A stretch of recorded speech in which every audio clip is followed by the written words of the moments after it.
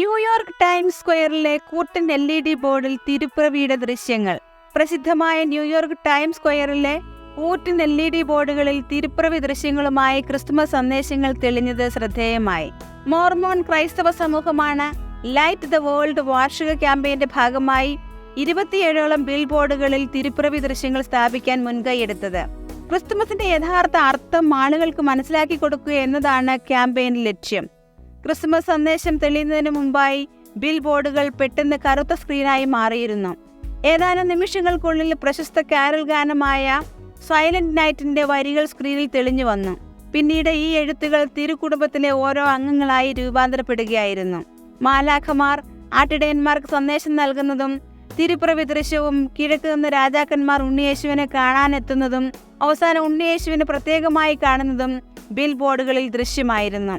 തിരുപ്പിറവിയുടെ ദൃശ്യം ബിൽ ബോർഡിൽ തെളിഞ്ഞപ്പോൾ ആവേശകരമായ പ്രതികരണമാണ് ലഭിച്ചത്. തിരുപ്പിറവിയുടെ ദൃശ്യങ്ങളോടൊപ്പം ഞാൻ ലോകത്തിന്റെ പ്രകാശമാണ് എന്ന വിശുദ്ധ യോഹന്നാന്റെ സുവിശേഷത്തിലെ വചനഭാഗവും പ്രത്യക്ഷപ്പെട്ടു.